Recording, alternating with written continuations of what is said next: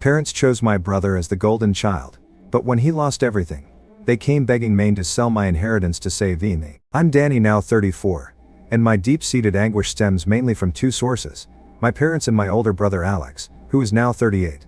Our parents, a nurse named Janet and an electrician named Mark, were ordinary in every way except one: their blatant favoritism towards Alex. This favoritism painted the canvas of our childhood with unequal strokes, favoring him with brighter, more vibrant colors while leaving my portion dim and faded. Growing up in the modest town of Elmswood, where everyone knew everyone else's business, didn't help. Our small close-knit community often amplified the discrepancies between Alex and me, as if under a magnifying glass. At school events, neighborhood gatherings, and even in the grocery store, I was Alex's brother, a shadow trailing behind the more illustrious elder sibling. From the earliest days I can recall, Alex was the golden child. Birthdays, which should have been a celebration of life, were the first battlegrounds of favoritism. In my 10th birthday, which fell on a chilly but cheerful October day, I was excited about the party planned at our house. Yet, even this day was co-opted by Alex, as our parents had let him decide the theme. He chose superheroes, knowing full well I preferred dinosaurs.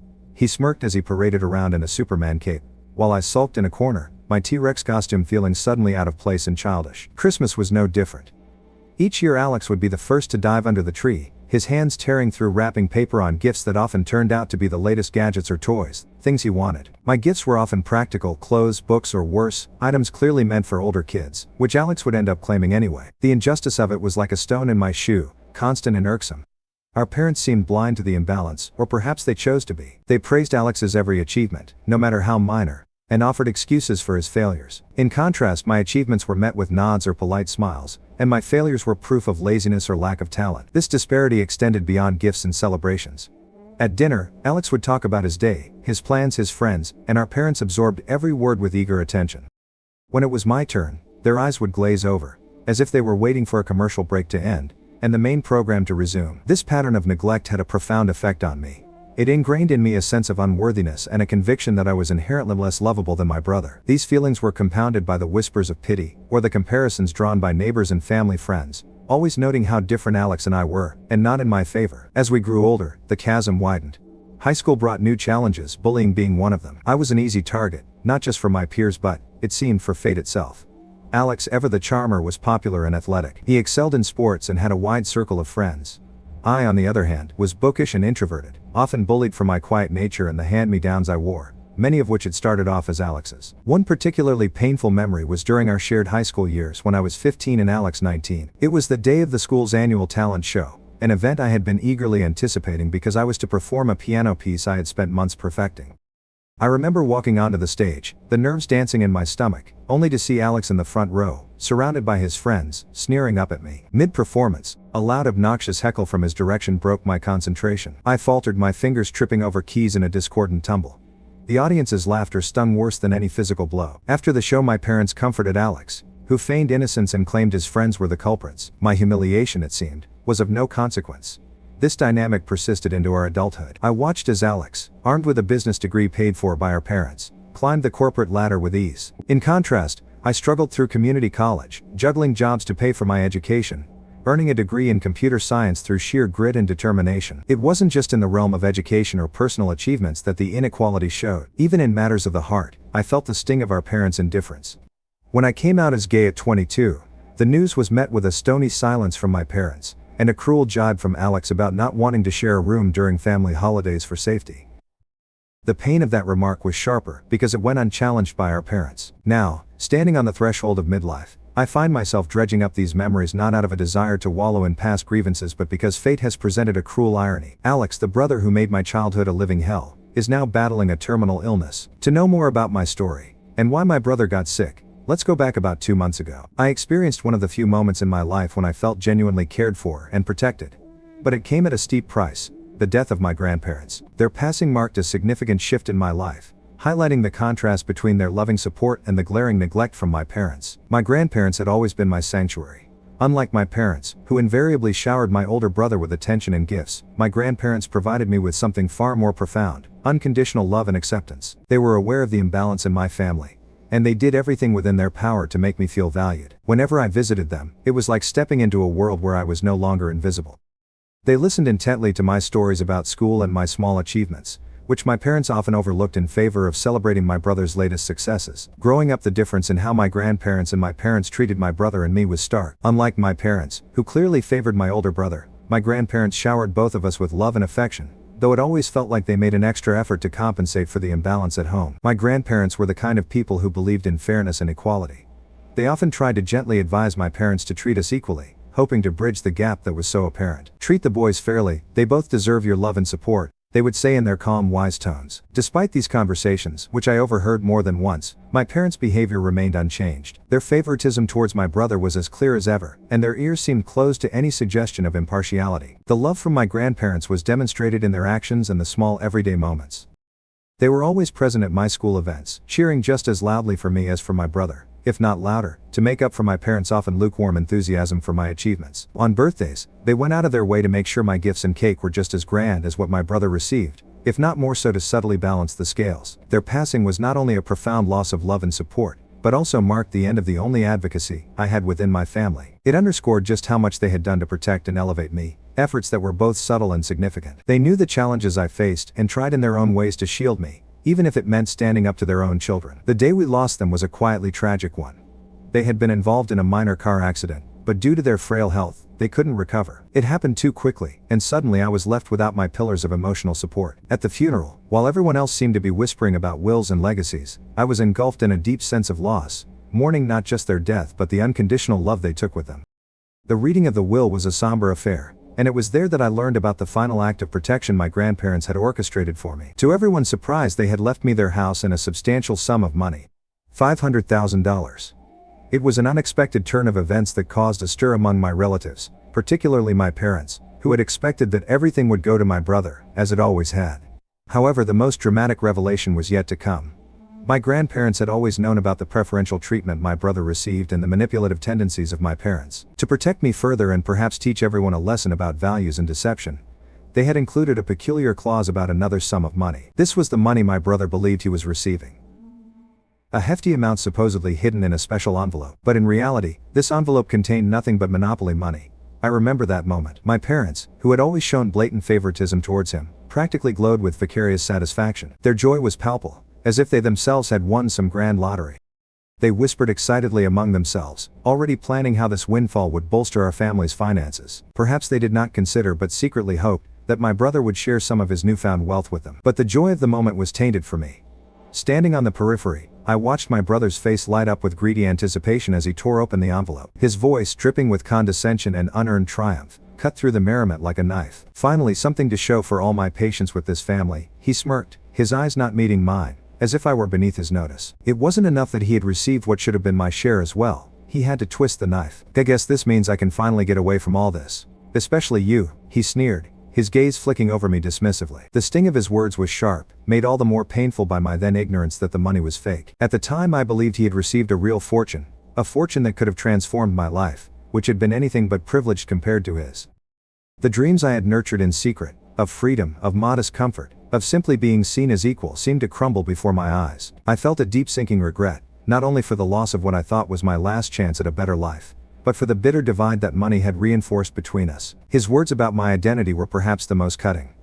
Ever since I had come out as non-binary, my brother had used every opportunity to belittle and insult me, as if my existence challenged his overly traditional views. "Don't expect me to waste any of this cleaning up your messes," he'd say scornfully, using the wrong pronouns deliberately to sting. "Imagine being so desperate to be different you end up like that."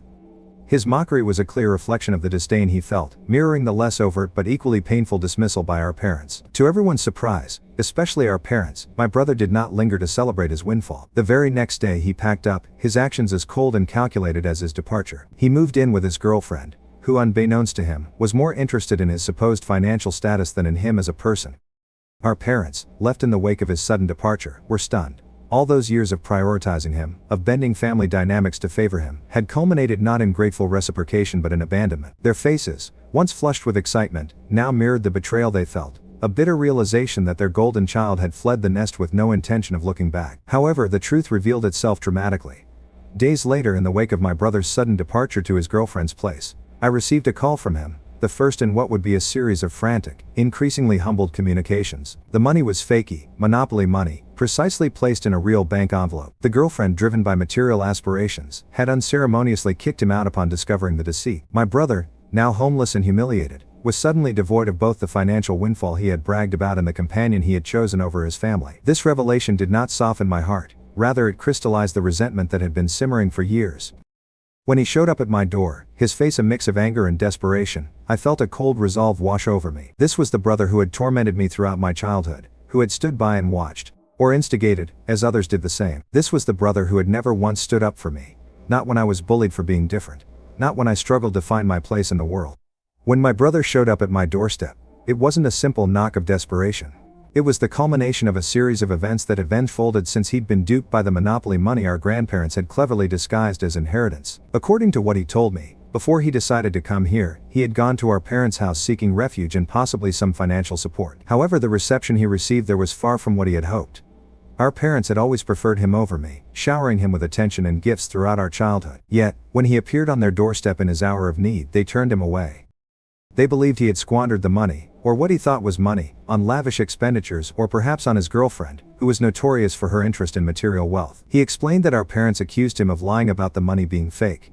They thought he was just making up stories to get more financial aid from them. The disappointment was evident in their voices.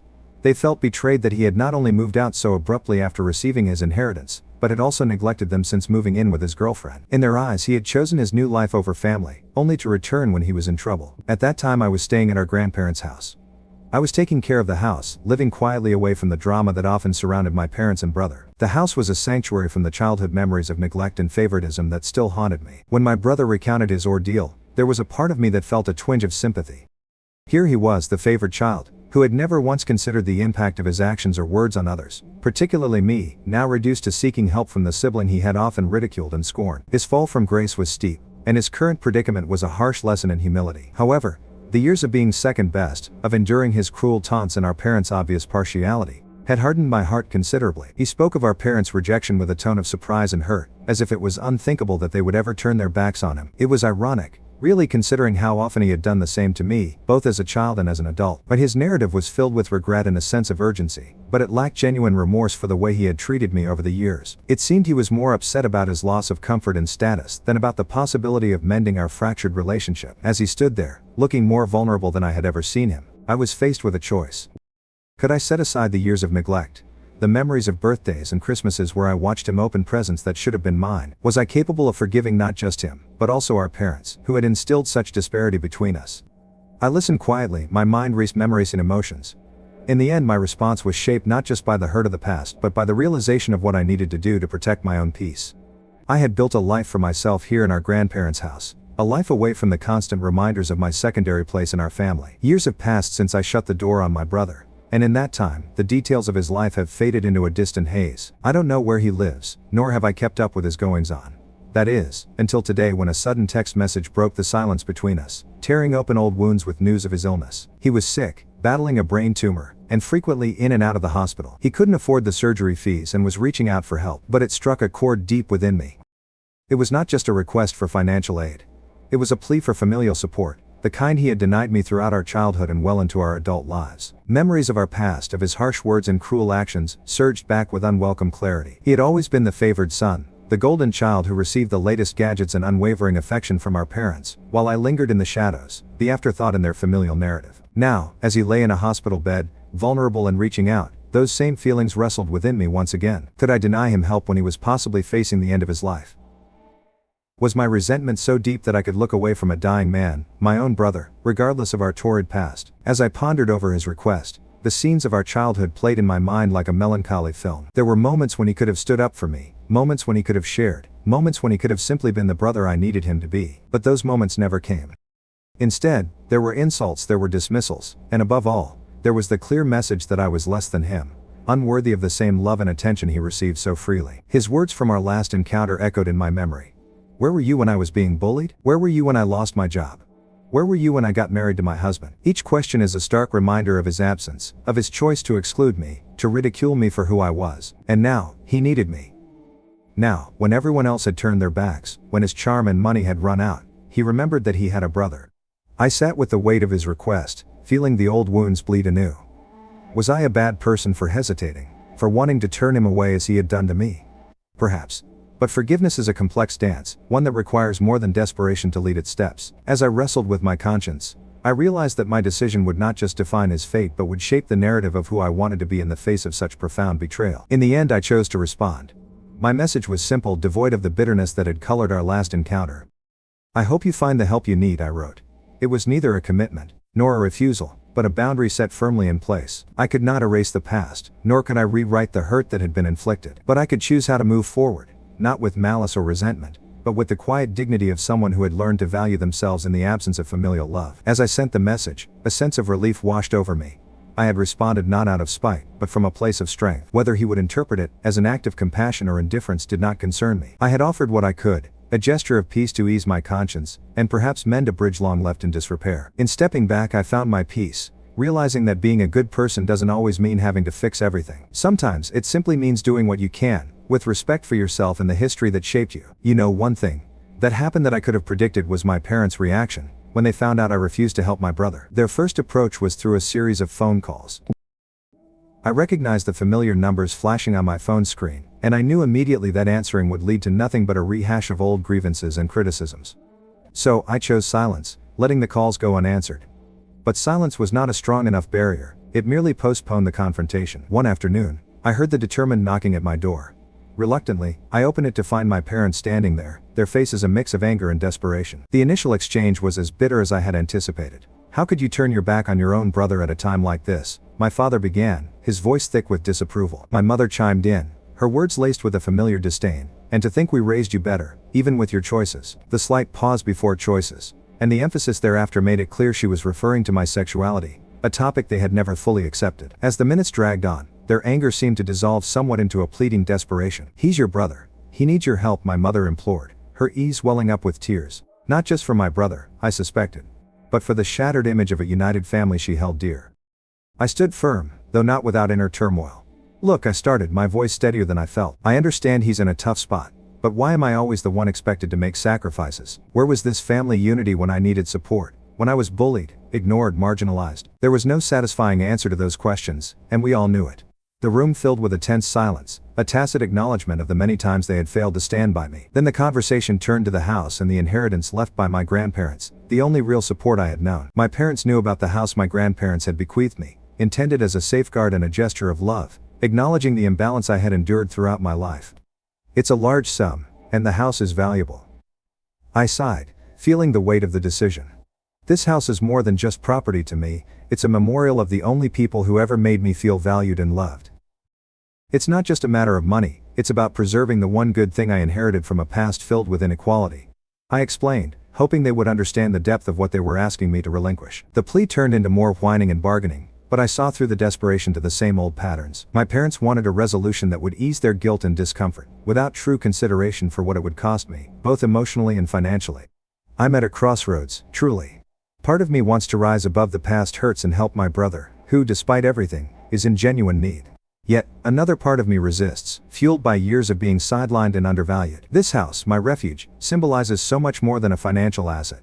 It represents my grandparents' recognition of my worth and their desire to protect me even in death. So here I am, asking for your opinion, torn between the desire to be better than what I endured and the need to protect the legacy that is truly mine. What should I do?